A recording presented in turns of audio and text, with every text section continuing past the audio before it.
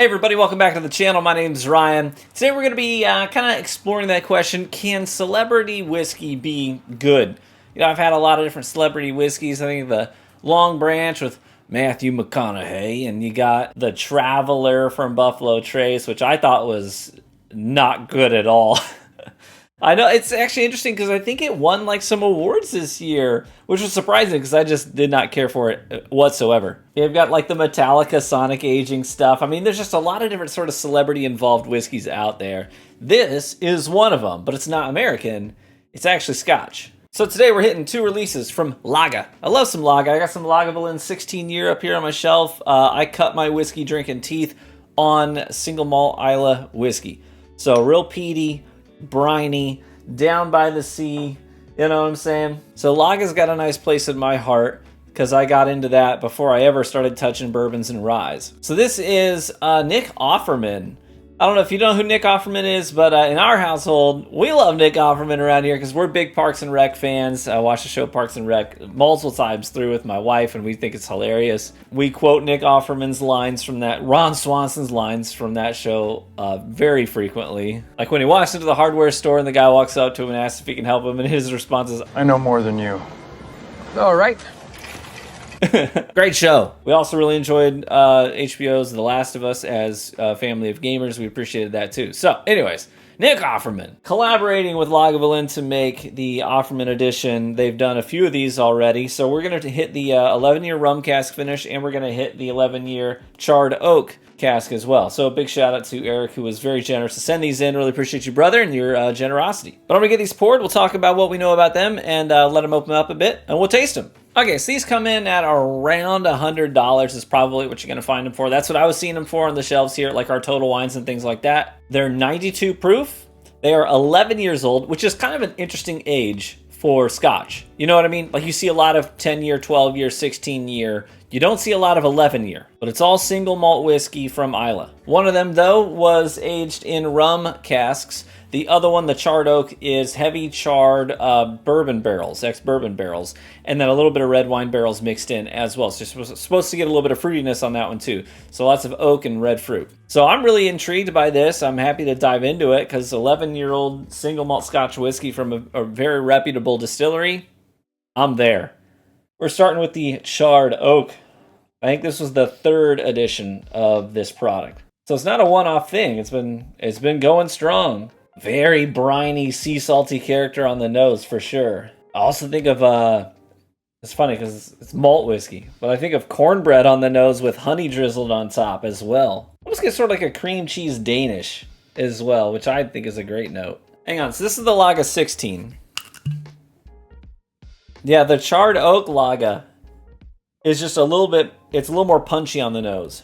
Well, this is a little bit more soft and delicate. Also getting sort of like I'm going to say apple cider vinegar. It's a little bit fruity and sour on the nose. I don't think of those red fruits on the nose. I think more of like your apples. But let's try it. Cheers. Well, that's wild. That is so unlike the standard Lagavulin. They were not bashful about that charred oak presence. This is very oak forward, which is something I'm not used to getting on single malt Scotch because they tend to use obviously used barrels, not virgin white oak charred barrels normally. And these weren't virgin oak barrels, but they were heavy char bourbon barrels. And this is much more oak forward than what I'm used to from a Scotch.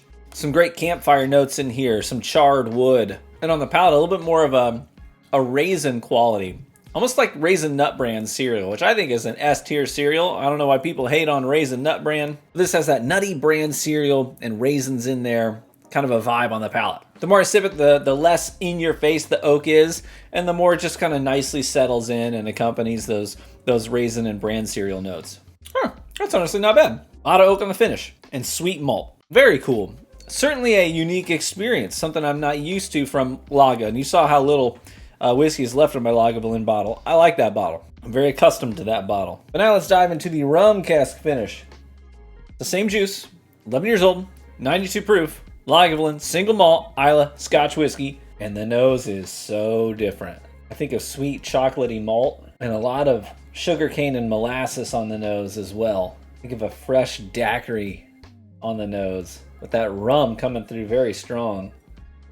Like to mix up daiquiris for my wife and rum runners and things of the sort. She likes those beachy drinks. And I like making them. It's fun. This to me is like when I pour a jigger full of rum right down into the tin and I can smell that sweet molasses. A lot less oak, a little bit of milk chocolate. Let's try it. Cheers.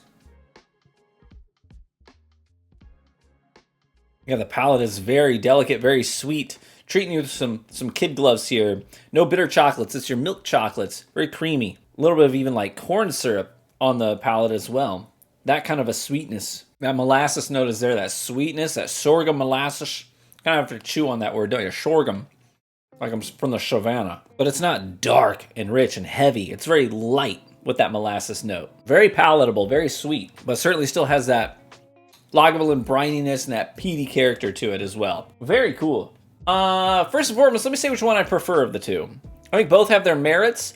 But because it is so singular, very different, very unique, kind of offbeat, but in a good way, I think I like the charred oak barrel one better. I've had so many rum finished products, American single malts that are finished in rum casks, plenty of Scotch whiskeys that do rum cask finishes. So that to me doesn't stand out as being something that's uniquely Nick Offerman, you know, the Ron Swanson vibe, sitting down in a leather chair smoking a cigar, right? This, though, the charred oak, definitely a vibe. Yeah, this one's good, don't get me wrong, but it's not necessarily like jumping out of something that's a very unique experience just because it's a one of a million other rum cask finishes out there. This one though takes me to some new places.